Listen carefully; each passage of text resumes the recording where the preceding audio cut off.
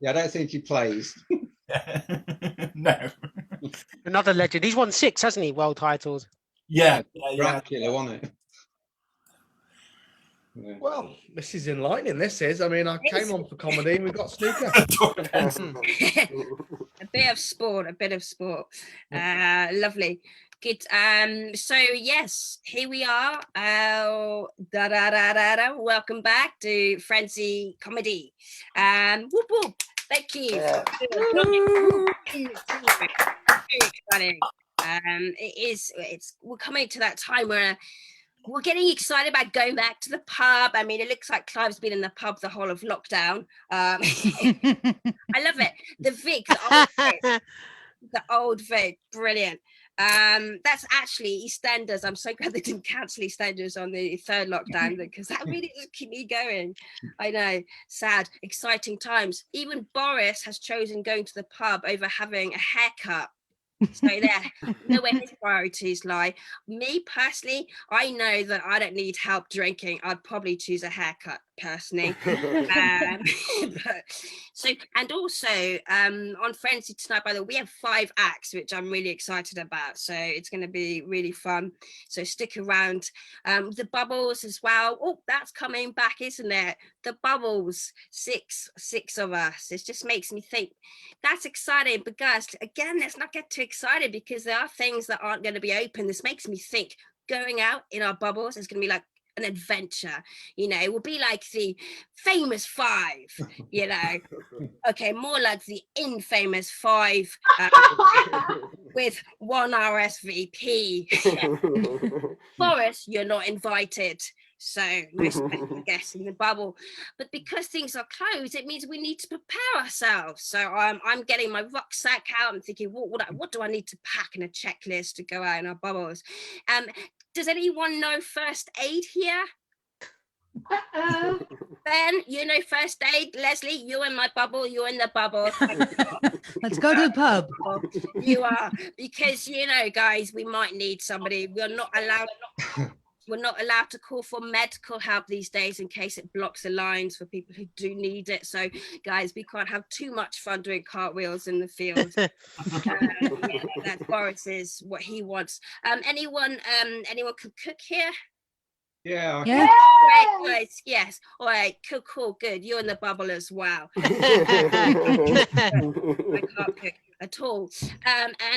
Anyone play the guitar here? Sort of. Yeah, exactly. Right. I mean, even just a recorder. Anyone play a recorder? Yes, there we go. So we've got the music. For this amazing bubble. Very important, because obviously we want some music in these bubbles. Anyone got any spare toilet paper? Yeah. Not the use, guys, because remember, guys, Boris doesn't have enough money to provide public toilets. So we'll definitely be needing fresh that very quickly in our bubble. It's very important. Are we all able to run? Can we all run? Yes, we can run. Yeah. Okay, Don, you can give me a piggyback, because it's very likely we may need to run in our bubbles, just in case. Just in case we are too close to someone else's bubble. Yes. Yes. So we'll probably need to run for the police for having too much fun. We're almost there. So that's lovely, a little bubbles times. I'm really looking forward to our acts this evening. How we feeling Zooming? We're kind of learning the skills that we've got. We've got a bit of cooking skills, got some drinking skills. I love that Gareth was looking very chilled. Let's bring on our first act, okay? Are we feeling warm? Are we feeling good? We're feeling hot. Yeah. Right. Let's get round to in the Zoom room for our first act. He's fantastic. Good to see him back for Don Biswas. Yeah. How's everyone doing? You okay? Give it up for MC as well. All right. My name is Don. I'm from Wimbledon, which is the home of tennis. Also true about me is I have a learning difficulty called dyspraxia, which among other things affects my coordination. Therefore, I am shit at sport. So as you can imagine, growing up in the mid-90s, in the home of tennis and having coordination difficulties, do you know what that made me? British number 3. So I've been doing comedy for 14 years now, and 14 years ago I got my first agent, and he told me that I was going to be an overnight success. And 14 years later, it turns out he's an insomniac. My comedy is all about celebrating diversity. I think we should celebrate it wherever we can, whether it's Black History Month, Dyspraxia Awareness Week, or even National ADHD Minute.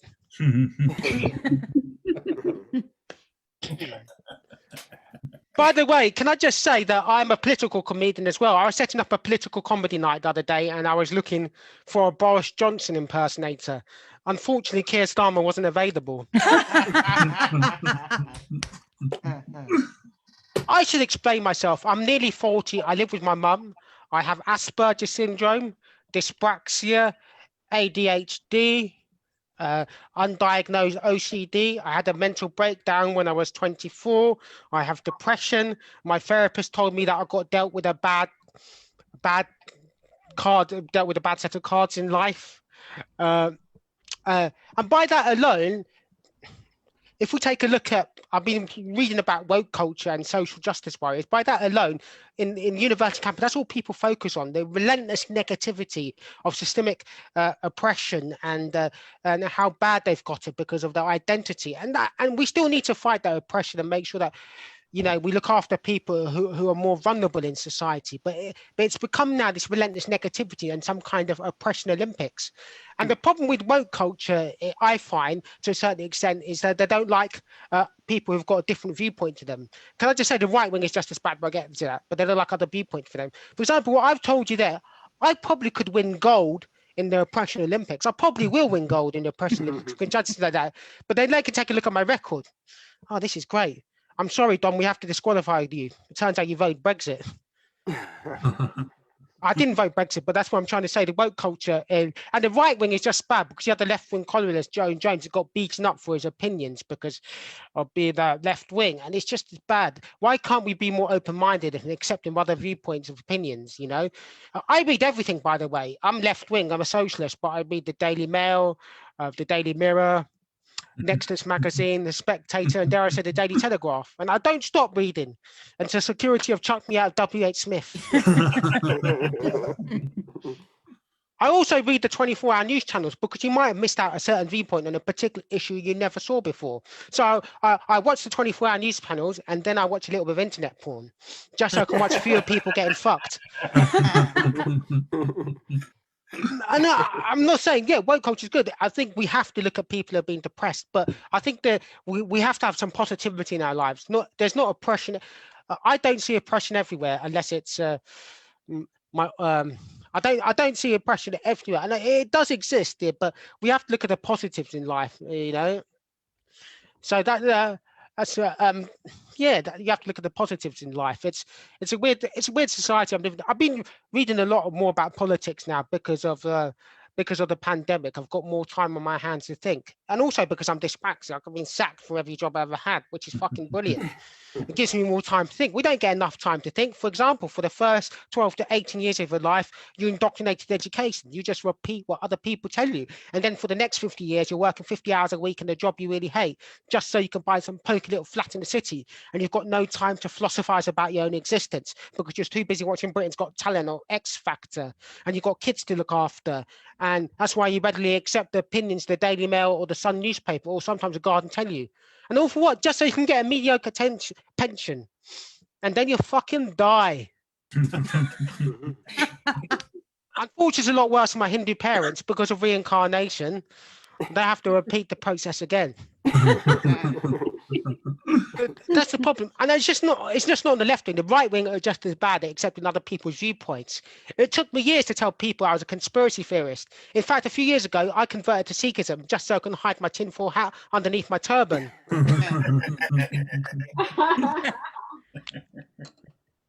Apparently, my sister said that joke was racist, but I don't think so. It's just a silly joke about headgear. So, what does she know? So. She actually knows more than me. That's why she's more successful. She's been less oppressed than I have. So. What else can I tell you about myself? I'm a massive fan of music as well. My favorite artist of all time is Ronan Keating, and my favorite song is "You Say Your Best When You Say Nothing at All," or the original title was called "Shut the Fuck Up."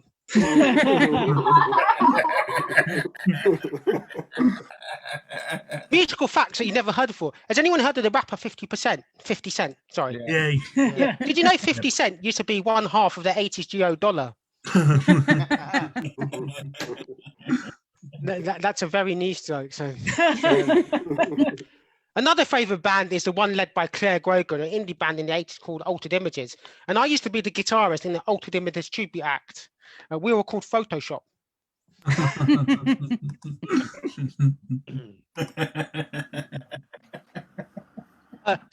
Traditionally, I'm not the biggest fan of woke culture, but I can understand it, and I agree with some of the stuff they say. I'm a traditional left-winger. For example, I'm anti-austerity. Austerity has affected me because of police cutbacks. As a brown guy living in London, I now have to stop and search myself. I'm against the current Conservative government as well, traditionally being left-wing, even though I do occasionally read some right-wing publications. I say I'm against it. Not all MPs are bad, by the way. I just like to say that I became friends with a Labour MP and I got solidarity. Brilliant. And then I became friends with a Conservative MP. And do you know what I got?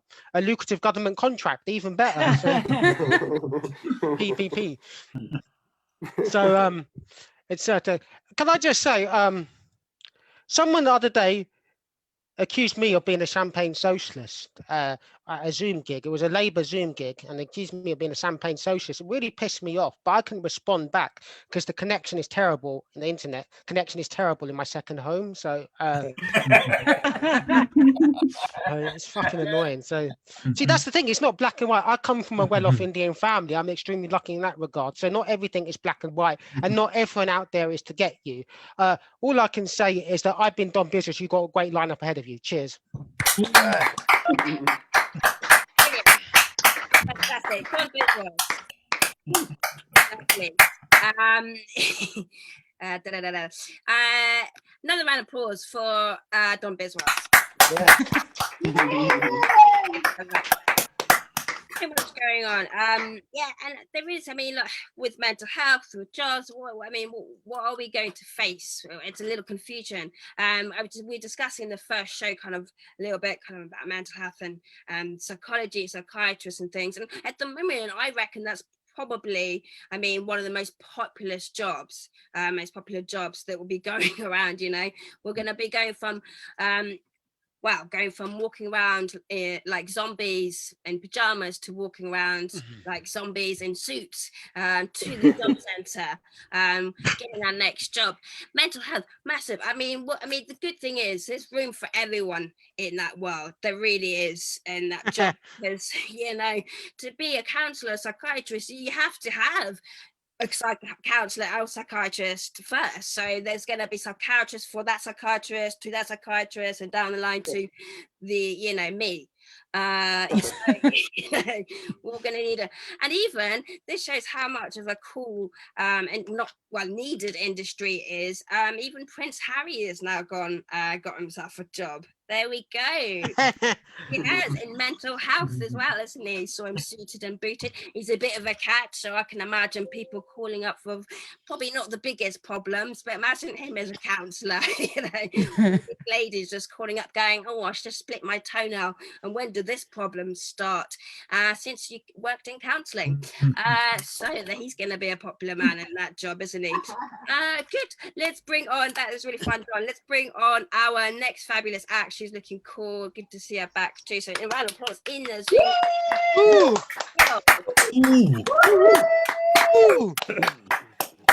Well, thank you, Anna. I'm really happy to be here. And by here, I mean home, because we're all home, right? Everybody's at home. I mean, you're not all at my home because that would be weird. But we're all at home, and it's kind of cool. It's kind of weird. You know, the lockdown has been like going on forever. We've all been home for a year now, and it does feel like lockdown's going to end soon, maybe. but it still feels like we're in this kind of one step forward, two steps back kind of thing for lockdown, which I'm pretty sure is just Matt Hancock practicing for when he goes on Strictly. Right? You know, it's like hands, face, space, cha cha cha. That's what he's gonna do. Yeah, it's insane. It's insane. And there's all kinds of things that we all miss in lockdown. And I admit I'm quite lucky, right? Like one of the things I miss, it's like no big deal, but I genuinely miss the inane conversations I get into with random strangers, right? And it usually would start when they hear my accent, right? And they'd ask me where I'm from. Happens a lot, or it used to back when I saw people, but they'd ask me where I'm from. And I was always tempted to try and blag it and be like, I'm from South London. What about you? Right. But I don't think I can pull that off because I'm actually from New Jersey and there's a real risk it would come out. I'm from South London. What about you? Right? If you were from New Jersey, that would be really funny. Or I'd be like, what exit? Anyway, never mind. So instead, when people ask me where I'm from, I just ask them to guess because why should I be the only one answering unsolicited questions? And normally they guess things like Canada, Ireland, Australia, but every now and again I get a really interesting one. And my favorite one so far was the woman who asked me if I was from Rhodesia. Rhodesia, right? And I was like, no, I'm from America. What made you say Rhodesia? And she said, well, I did think you were American, but I didn't want to get it wrong and offend you. Right? So she went with Rhodesia. Now, I don't know how much you know about the history of failed African states, but Rhodesia was originally founded on white rule. It crashed and burnt in the 70s and became the beacon of democracy we know today as Zimbabwe. But she didn't want to offend me by asking if I was American. And, and I went away and I thought about it and I realized America was founded on white rule. It's been crashing and burning for a good few years now. And the beacon of democracy, I mean, come on, that light's gone out, hasn't it? Right? Lady Liberty is standing there in New York Harbor, staring at her darkened torch and screaming into the void, "Tutti frutti moi!" Because she's French. And apparently that's French for what the actual fuck. Right? Yeah. So that's America these days. But what else can I tell you? What else? I went for a run this morning. Anna mentioned running. Yeah, I went for a run this morning because I am in my 40s and I enjoy eating, right? Like I enjoy eating a lot. I enjoy eating like Sir Mix-a-Lot enjoys big butts. Yeah. Like genuinely, I really enjoy eating, but I don't want to have a big butt. So I took up running a couple of years ago. And in under a year, I went from complete couch potato to completing the London Marathon. Hey. Yeah, right. And that's not a humble brag because there's nothing humble about it, right? But I did. I ran the marathon. I did it for charity, of course, and I did it badly, which just proves that just because you should do something doesn't mean you can. Right. So I ran the marathon. It took me 6 hours and 11 minutes to run the marathon. 6 hours and 11 minutes. That's longer than I sleep most nights. Right. I was out running that day.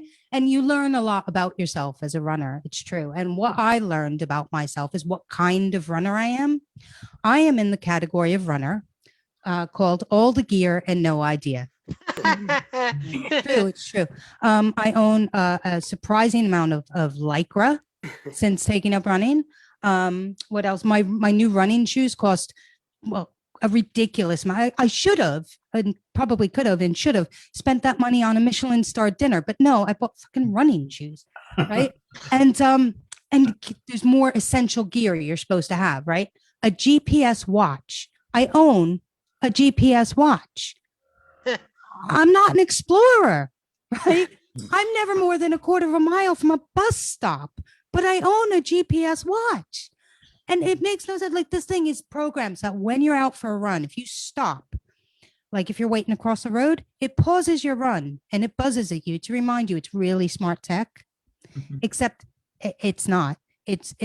it's not really smart tech because I don't move very quickly. And this thing buzzes at me while I'm still running, which I think you'll agree is just rude, right? But I was out for a run. I went for a run this morning and I was huffing and puffing and red in the face. My watch is buzzing at me. And I was thinking, there's got to be a better way to burn calories, right? There's got to be a better way. And then I remembered, I read an article that said that sex burns 69 calories, right? Per, I don't know what, but I mean, that can't be accurate. Surely there's more than one kind of sex, isn't there? You know, you've got your old married couple, hey, honey, it's Sunday, shall we? Kind of sex. And then there's their like new relationship, slow, sinuous, let's act like we're on film and maybe we are kind of sex. And then there's your cheap and nasty, down and dirty, grunty, sweaty, I need all of you inside of me right now kind of sex. And I just don't think those three things burn the same amount of calories, to be honest. Right. But any way you slice it, sex has got to beat the fuck out of running, like literally. So I think those of us fortunate enough to have somebody to shag on the regular, we should be making sex our exercise regime. Right. And then it occurred to me, I'm going to make an app for this. Right. Everybody's got to make one app in their lifetime. This one's going to be mine. I shall call it Sexercise, right? It'll measure heart rate, calories burned, strokes per minute. I mean, the adverts are right before, right? Drop on a Fitbit and get your bits fit. Yeah.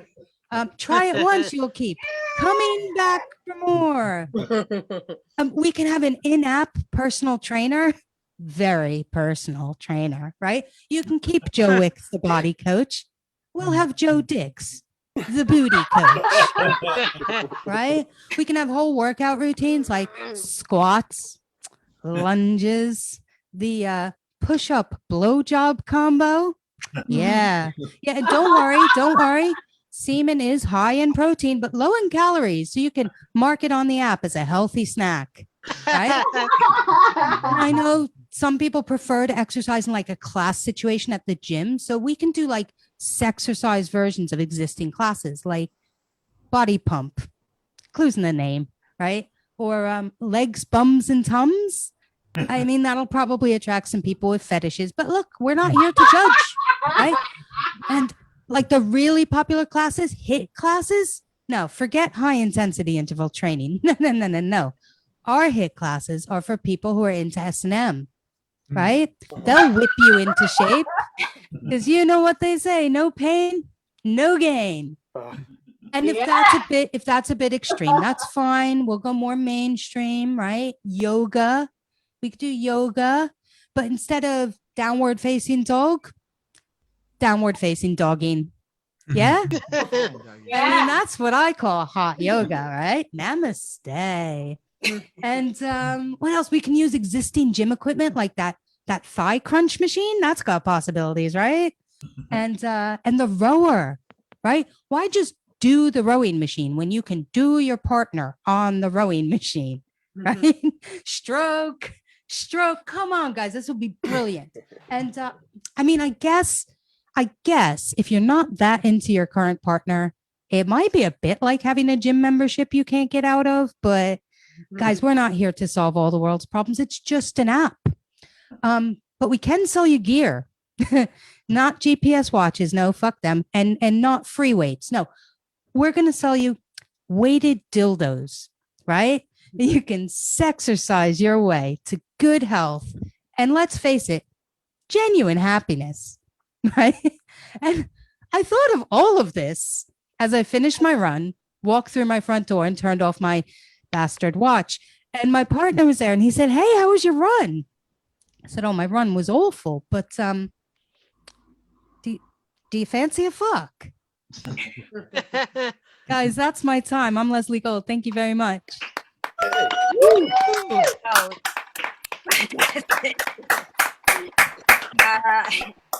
think that's it. Fancy a fuck. I think quite a lot of people through the pandemic fancy a fuck. Jesus, pandemic, a whole year we've been going through this. I love it. And Leslie, you know, you were saying like you started running because you wanted to get rid of a booty bottom kind of thing. I stopped running so I could get a booty bottom. I'm never gonna run again because it's hard work the other way as well, unfortunately. So be happy with that. That was fantastic. Strangers, you were saying talking to strangers. I came to realization how much I really dislike this particular word. And it was the other day where I I was walking down the street, and the next thing I know, these guys called out. I did call out the C word. They called out the C word. That's right. They called out COVID. You got COVID. You got COVID. Yeah. Not funny. Not funny. Partly just because I coughed. And then it made me think I really don't like this word COVID. That really pissed me off. And do you know what? I would prefer if they just called out the word CUNT. Yeah, no, I wouldn't mind that at all, because that I do have. Come on, you know, guys, get with the times. You know, they were throwing it around as if some kind of like weapon, isn't it? And I honestly, it's so embarrassing. And I was looking around, going, I don't have it. I don't have it. Don't have it. Trying to hush them as if I'm trying to like, I don't know, it was some like bad word, because it is, and it has a lot of things that stick to it. So those two C words are both as bad as each other. That's like COVID and Corona. Good. On that note, we're going to bring on our next act. That's really nice, Leslie. So, fantastic. Let's keep that going. Thank you, Brooke, for bringing that round of applause. Fantastic. Always good having for Ben Harrington. Yeah. Hello. Well, it's lovely to go. Well, I've just talked about the C word, and now here's Ben Harrington. And guess what? I've got 5 minutes of new material on running. Yeah. I thought, could it get any worse? Oh no, my material's gone. Oh, it's already can get worse. Someone's just called me a cunt. Anyway, it's great to be here back in it's great to be here online doing a gig at home, but I wanted to tell you, this is a good example of how you can look at different things for different types of material from different angles. Because I put on weight over lockdown, as a lot of people have, but it's all just gone on my stomach. It's the only, everyone else is totally, I've got a 32-inch waist and like a 43-inch stomach.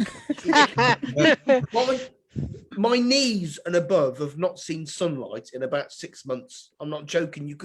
A small rodent could sort of hibernate through that area without any fear of disturbance. It's awful. So I decided to take up running. Yeah, and I know that you mentioned you're a runner, Leslie, and there are different kinds of runners. A lot of the runners I see, especially men around my age, are smug bastards. I run all the time. I do a half marathon every week. Yeah, I run. Yeah, so and I get sponsored. Last year. I earned £3,000 the Brighton Marathon. Yes. Every step I took, I saved a baby gorilla. Yes. What do you do? Crisps. That is the what. If I, look, people look back over lockdown. Think, what have you done? I've learned a language. I've got fit. Crisps. My crisp intake has gone through the roof. It's just. They're so nice, though, aren't they, crisps? They are so nice. If they were all the same flavour, you just get bored of them. But they're not. They've got so many different flavours. It's like scampi flavoured fries. Do you remember those? No. They've started selling those at that's like a pub meal in a bag. You can't turn that down, for fuck's sake. So I've become, I reckon if they'd sort of chopped off that bit of my body and measured it, it would be 85% crisp. That would take it on a fire and we could all warm ourselves around it. That's how bad it is. So I took up running. That was suggested. The weird thing about running is you, like a lot of things, you've got no concept of what you look like. You think, I must look just, like a gazelle going through the countryside. Like a slightly shortened version of Steve Cram. That's what I was thinking. Concept of what like shagging. You don't blokes when they're shagging think, oh, I must look fucking great here. I must look absolutely. You've got no concept of what. The only way you can tell what you look like when you're shagging is to film yourself, which is never a good idea. Into the wrong hands. It's like voting Tory. You think at the time no one's going to find out, and you just end up with egg on your face potentially. But it's never a good idea. You could end up with, because the thing is, right, when I was younger, right, if you wanted to watch porn, you had to pay for it. You know, no one wanted to. So you had a 45-second trial at the beginning, and we became very efficient at wanking in our early 20s. That's it. Now anyone can do it, and I'd be just really fucking worried. 16-year-old kid's first experience of watching it on the internet. If he sees Mrs. Jones who teaches him French, that would just kill him, wouldn't it? Or possibly, you know, that's how she can pronounce the vowels so well with that circle form. But you don't know what you. And the other way to realize what you look like when you're shagging is mirrors, isn't it? If ever you've got, we stayed in a B&B last year over the summer, and one of the rooms had mirrors on, and I couldn't wait to go. I was so excited. I couldn't wait to go to bed. And in the middle of the act, I expected to look up and see something that would get 9 stars on Pornhub. That's what I thought I would see. I just say, who the fuck rates those? Who the hell goes, that was a good wank? 8 stars. Do you know what I mean? Who the fuck? Well, the sex was good, but the lighting was awful. 6.5. Do you know what I mean? How on earth is a tradesman going to appear that quickly, even in an urban conurbation? And by the way, he needed a 4.6-inch wrench, not a 3.2. Absolute disgrace. No, so I expected to look up and see this. You know, it's not what I saw. It's not what I saw. What I saw was, imagine if Greg sponsored a wrestling league. That's what I saw. It was just not a good. Imagine what they would put on about 2 hours after the end of the darts final. That's what I saw. It was absolutely. I ended up apologising. I said, I'm really sorry. My wife said, oh, don't worry about it. It happens to. No, I'm just really sorry that you've got to look at this. To be honest, I'm not surprised your eyes are closed for most of it. I mean, I would fucking wear some kind of mask over it. It's just a memory. Anyway, so you don't know what you look like when you're running. That's what we're talking about. And so I live in like the countryside because I'm middle class. And I walk in a route and I can't see what I look like. But when I run past people, they do one of two things. One of them, they go, the other one, they go, like that. That's one of the two expressions that they make.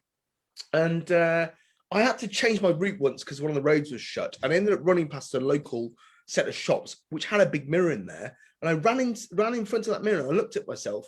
It was the same face I make when I'm shagging. Fuck me, that was just the most. I sort of stopped in my tracks. I thought, geez, no wonder people look at me in those strange ways. I'm surprised there hasn't been like some kind of parish council meeting about it, you know, some kind of court order that it was sort of. As they go run, imagine walking your dog and you just see this bloke behind you. It's not a pretty sight. It's not a pretty sight. I'm not joking. Vomit inducing, I would say. So there we are. So that's the running bit. But I was I'm a twin, and when I was born, I was very small. The run to the litter, if you like. If I was born during Victorian times, they would have just tossed me off into the river, as it were. It wouldn't have, you know, I would have been like a sort of Dickensian waif. Do you know what I mean? Human child bullied by Tiny Tim. Oh, please give me a sip of your gruel, sir. I haven't partaken in such fun in so many years. It'd be just awful. So I was ill a lot as a kid, and then I wasn't ill that much recently.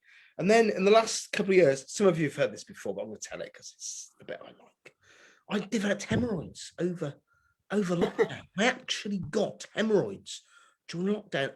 Anusol has been my salvation. That was my previous choice. You've got it. You can use Germaloids, you know, Coke, Pepsi, it's like that, and then you make your decision. but it's very, very calming. It's very calming, you know. You could undo a prison riot with it. I'm not joking. How did he get it? I just sprayed him with anusol, to be honest, and he came. But so I got piles I had, but it wouldn't go. It wouldn't subside. So I had to book a virtual doctor's appointment. But my big concern was, how am I going to get my arse up to the webcam? That was the biggest thing. I had chairs. In the end, I just got my laptop and put it on the floor and then crouched over it. Turns out they didn't want to see it. Who knew? The thing that annoyed me the most was that it unlocked the facial recognition on my laptop. That's what it did. But they gave me some suppositories, and then she said, "We need to pop these up every evening." Now, the word "pop" is not a word I would associate.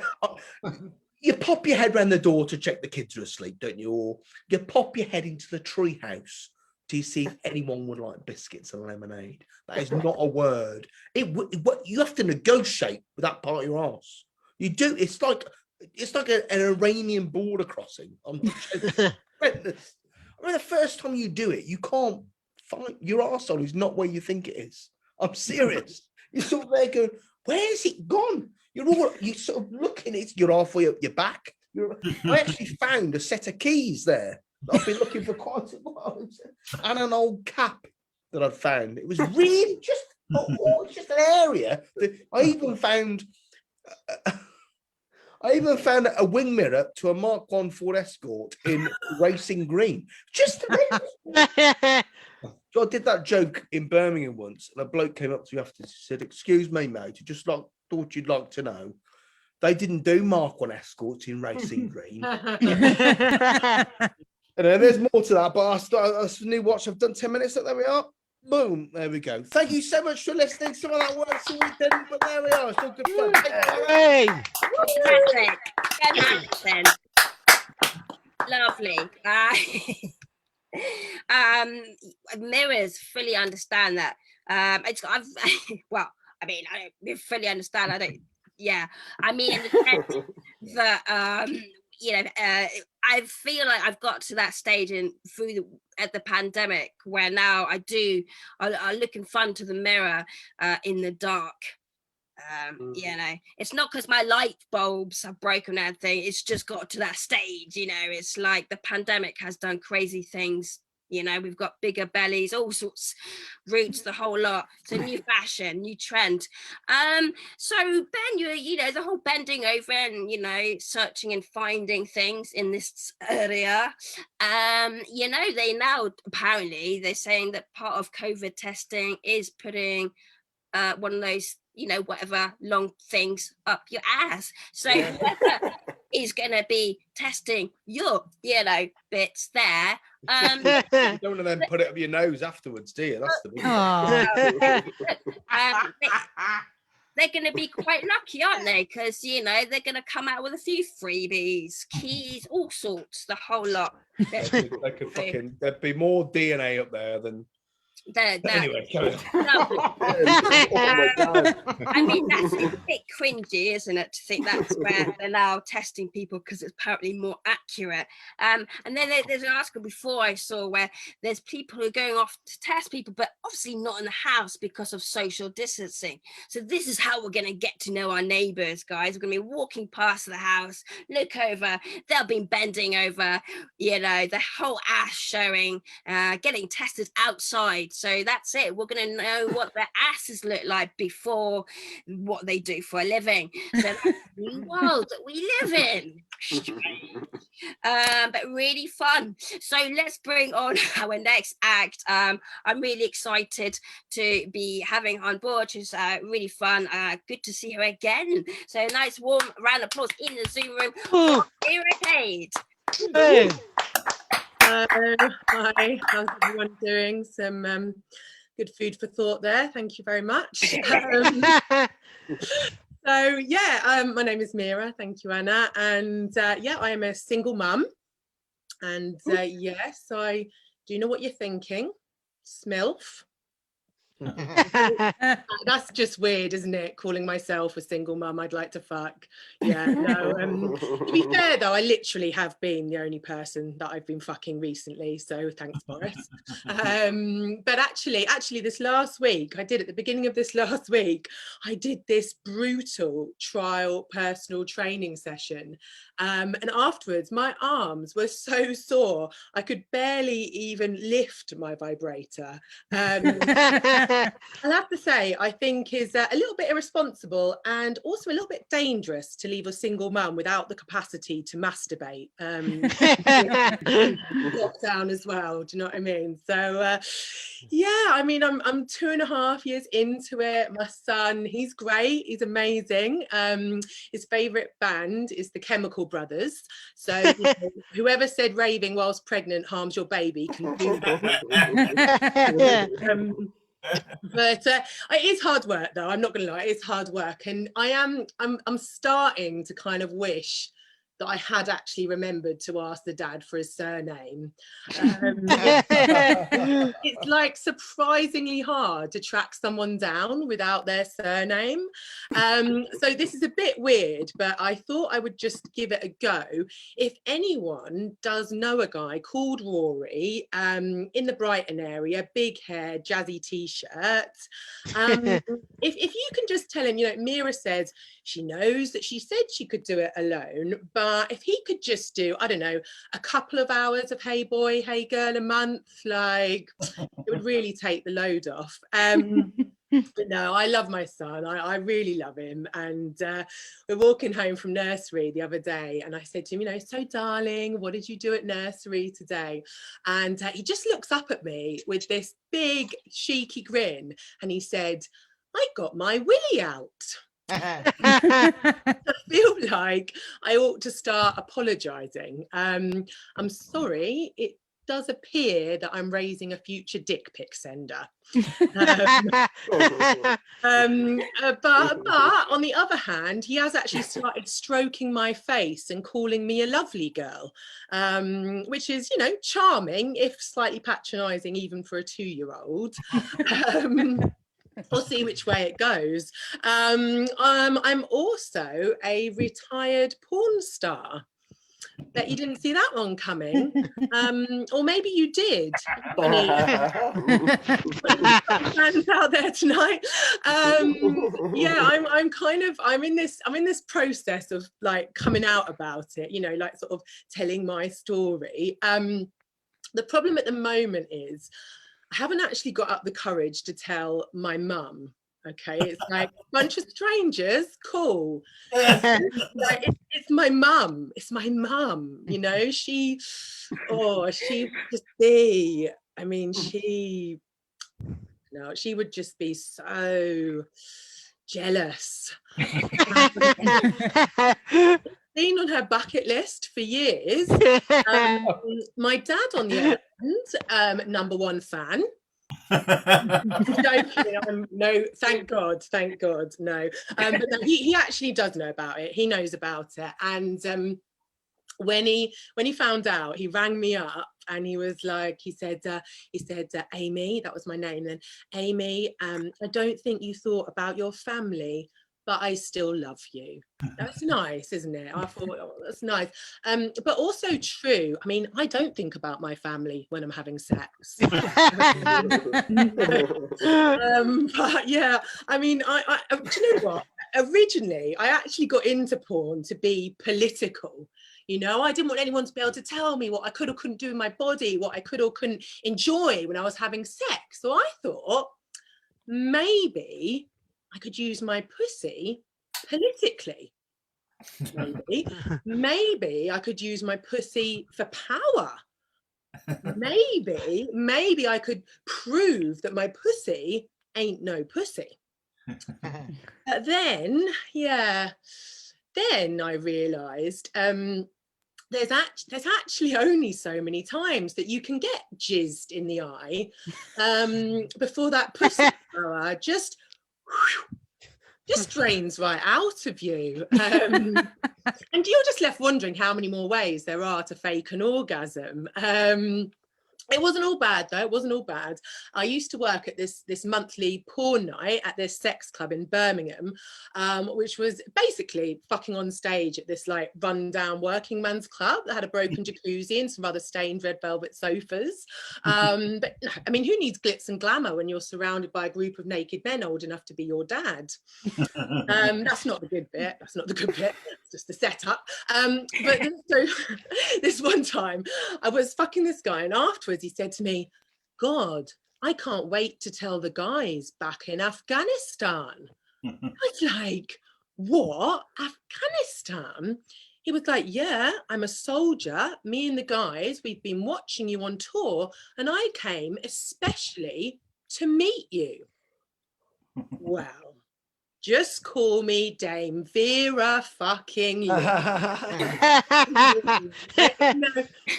Being honest, it was good to know that, in amongst all that jeers and all those fake orgasms, it was just good to know that somewhere, somehow, I was doing my bit for Queen and country. Thank you. Hey. Thank you. Yeah. Yes. But after the porn chapter, I moved over to Berlin, and I decided to give escorting a go because, anything for a quiet life. But no, I actually quite enjoyed it. It might be because I used to have a little bit of a penchant for cocaine, champagne, and loveless sex. But no, I think I really believe that everyone does deserve to have a happy and healthy sex life, and I used to be a bit more evangelical about it. I think in my mind I was some sort of like Mother Teresa like figure, rather than giving food to the hungry, I was giving blowjobs to the horny. But to be fair, I was actually getting paid for it, so maybe I'm not such a saint after all. But yeah, I mean, I guess some people might be thinking by this point, I've been told that it does pop into people's minds that it kind of makes sense about my son getting his willy out. And, it is a fair point. He has obviously inherited, the exhibitionist gene.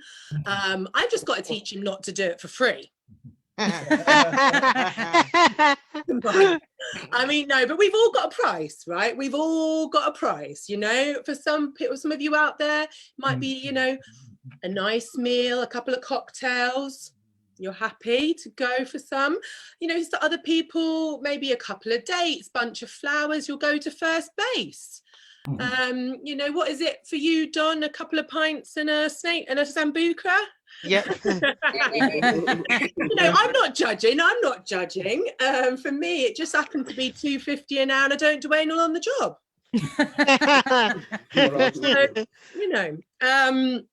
But yeah, as you can imagine, I mean, I've seen a lot of dicks. I've seen a lot of dicks, and I really do love dick. Okay, I'm a big lover of dick. All varieties have been welcome here. It looked like nobody could accuse me of dick discrimination.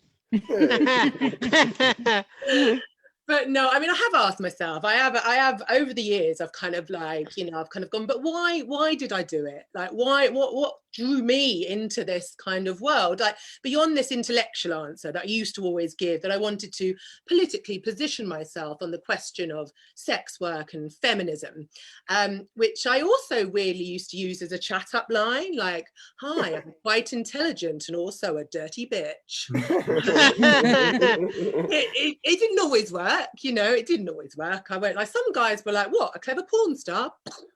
And maybe some of you might have those thoughts going on tonight, but some guys were into it. We'd start dating, we'd be having some fun. But not often really the ones get taken home to meet the parents or seen as marriage material. This one ex of mine once said to me, but what would we tell the children? I was like, but why would we tell the children? But no, a few years ago, I did start to get this pain in my pelvic region. I thought, oh God, it's my past catching up on me. I hadn't had sex for a while, and it started to get this pain. And I went to the doctors, and they finally they finally have diagnosed me with what they kind of said is in layman's terms as a greedy vagina. So yeah, it's all starting to make sense now. But that's been my time. I've been Meera Cade. Have a great evening. Thank you. Yeah. Really.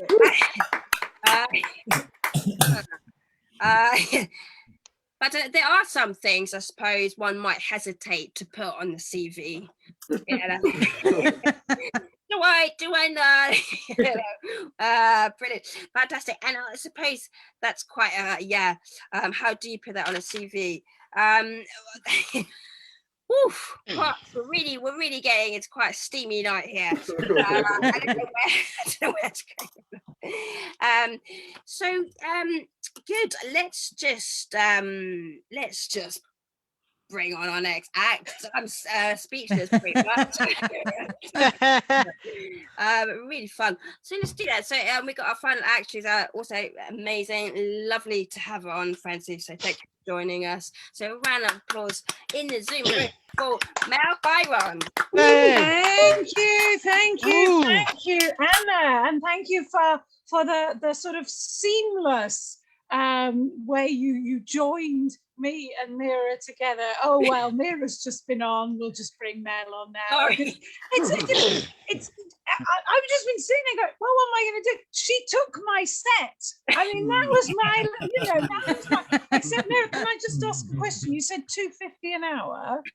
Yeah. Was that £2.50? That would be a bit cheap. No, 250 an hour. Oh wow, I need to put my prices up. I was 10 years younger though, I have to say. I'm not sure I'd be getting quite the same now, but oh god, isn't it fascinating? Isn't it? I'm talking like, oh, this is really interesting. No, it is as if somehow, I might be having a career change at the age of 54, but there you go. Anyway, lovely to see you. It's so nice to do comedy without having to leave the comfort of your own office, as this is my case. It's so lovely because there's, and the comics will tell you, those of you who aren't comics, we travel around, we go all over the place.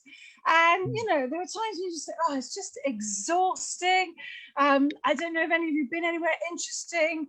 One of the last gigs I did was Gillingham in Kent. Give it up if you're in Gillingham. Whoa, yeah. Stephen, are you in Gillingham? No. Okay, because okay, all right, because the arms went up, the arms went down. You weren't sure, and having now been to Gillingham, I can understand why. Because I set off early. I thought, well, go down and see the sights of Gillingham. If you've been to Gillingham, Stephen, you will know that there are 0 sights in Gillingham. So I ended up sitting in the Asda coffee shop next to a man eating a baked potato with chips. Because Gillingham, class. Before that, I was in Suffolk. Robbins, give it up if you've been in Suffolk. Yay! Yeah. Don, you know that. Yeah, great venues there. Great venue. 100 people in the room. 3 surnames between them. Great to be. But listen, guys, let's just address the elephant in the room here, and I'm not just being rude about myself. I am here to represent. I am the diversity element of the evening. Let's be honest. Everybody else has been represented. Don's been out there representing. Meera's not quite sure what intersection of demographic Meera's represents. That is one hell of a Venn diagram, girl. And then Anna said, "Oh, what do you need to top off your night? It is that overweight, ranty, middle-aged woman with cystitis. Represent, yeah. Because that was a condition. Then she gets money from the Arts Council, and it's all good. She said, do 10 minutes. But the bathroom's the other side of the house, so just keep strong. We'll do this in 2. We'll get through this in 2. And but no, I represent, as I say, I'm here to represent menopause. Give it up. Hey. Yeah. Oh yes, said Gareth. Gareth, I'm sorry. God bless you. What an ally. He's my ally, is Gareth. And I love you for it. But yeah, but no, it's interesting. I mean, I don't know if actually, Gareth, I should just address this to you. If any of you are menopausal, because you'll be really interested. Well, Leslie, it'll happen to you next week, I think, from what you were saying. Wow. So listen, because there's good news. There's good news because I read in a magazine recently, and I read all the academic journals. So I read in a magazine. It's called Boots, Health and Beauty, and it said that menopausal women, physiologically, we are exactly the same as men. I know, right? I know. I was so shocked when I read that. I spat out my real ale all over my pornographic magazine, which was sticky then for all the wrong reasons. And I thought, no, hang on a minute. If I'm a man, yeah, if I'm gonna go with this, right? Because if I'm a man, yeah, then I get the swagger. You know, I got the swagger, yeah? And it means I can, it means basically that I can go around talking shite about things I know nothing about. This is brilliant. So I carried on reading, how can I harness this? But apparently I got it all wrong, and it wasn't to do with that. So it was to do with the level of iron in your blood, and it all meant that we just had to eat more offal. So more liver girls, because that's our favourite offal. And I was really disappointed. I was really disappointed because I just wanted to go into meetings and sit like this. You can't sit. Unfortunately, it doesn't work on Zoom, so I haven't got my legs wide. Just imagine what my legs sit like this, going, "That's right, John. But we're going to have to lock that down by close of play." So that's what I've been doing during lockdown. During lockdown. Anybody else who's been watching the telly? Yeah, give it up for Channel 5. And because I found, you guys, you're all kind of, I talked to all my younger friends, like, Netflix and Queen's Gambit and all that shit, and I thought, I need to get on board and find that show that's my Queen's Gambit, my Game of Thrones that I can talk about. And I found it on Channel 5, guys. It's Jane MacDonald Goes Cruising. Have you watched it? A little bit. Big Smoke Man. It's freaking amazing. Oh my God. What a pithy, insightful guide to the nation. Jane MacDonald, to the world, Jane MacDonald. I tell you what, Michael Palin is pissing himself because his career is over. It's amazing. So imagine, so it's Jane, right? And she gets up. For those of you who don't know who Jane MacDonald is, and Clive's disappeared, so I can only assume he's gone to Google it. She's kind of like Yorkshire's answer to Beyonce. And just to give you a flavour, but she's so insightful, right? So she goes on the boat, right? So she gets on the boat, she gets to the boat, and she goes, it's big, isn't it? I'm hooked now. And she gets on the boat, and she looks around, she gets excited, she looks at the camera, she looks at the boat, she goes, it's fast, isn't it? And then they get to Madeira. And she looks at Madeira, looks at the camera, looks at Madeira, and she goes, it's sunny, isn't it? And I'm just like, wow, this is the content we have been desperate for in our lockdown hours. She's been so successful. She's been offered her own history series on Channel 4.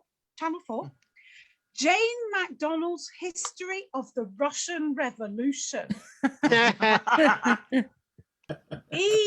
We never had a basement like this in Yorkshire, ain't it?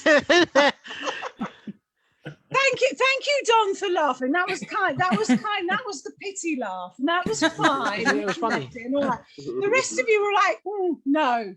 No, because the thing is, no, and it was the right reaction because, you know, and Leslie and my other comedy friends, I'll tell you, they're always saying to me, now, you've got to stop doing that. You've got to stop doing your annihilation of the Romanov dynasty material. It's too soon. 103 years. It's just too soon. Anyway, Jane McDonald Goes Cruising. You've got to watch it. Honestly, you're missing out on a treat. Just binge watch the whole lot. Ooh, the Caribbean. Ooh, into islandy. I know. Oh, she's brilliant. No, but the best thing about it all is it's sponsored by this company. I don't know if you've seen. It's called Stilts Home Lifts. And you know the Stanner stair lift, yeah?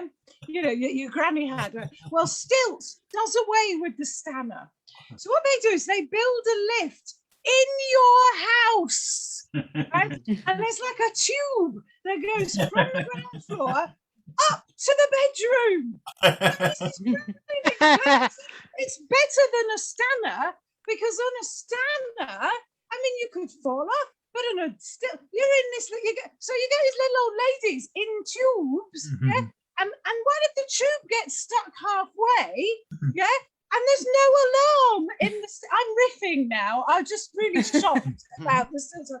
But picture little ladies stuck in little tubes. Like those old tubes they used to have in department stores. They chuck the money. Anyway, that's just me. I'm just riffing here. It is new material, isn't it, Anna? I mean, you know, the problem with doing new material during lockdown, is anybody else have this? There's no stimulus. There's nothing happening. There's nothing going on. Honestly, literally, I got excited about an old lady in a plastic tube going up in a house. I really need to get out, don't I? I really need to get back to Gillingham. The Aston Coffee Shop is actually starting to look really good. But I tell you what, I don't know what I'm going to do. I'm really nervous about the opening up of lockdown because I'm a bit socially awkward at the best of times. And often doing these gigs, I'm almost always the oldest person. And I look around at this sea of beautiful young faces. And honestly, I have nothing that I can talk to you about. I have nothing that I can talk to you about. I get stressed about emojis. I genuinely don't know if she laughs, if that little face laughs to the left or to the right. Is one the passive aggressive laughter? Is one the sarcastic? I don't know what I get so stressed about all of this. But listen, if like me, you are stressed about going back to normal life, I have to tell you, I'm not here to entertain you, which I think the last 8 minutes have pretty much proven. But what I am here for is to sell you my latest product. Now, like me, if you're feeling a bit, oh, don't want to go out and meet people again, I'm only used to little rectangles. How are you going to fare when you meet real people again? So what is this?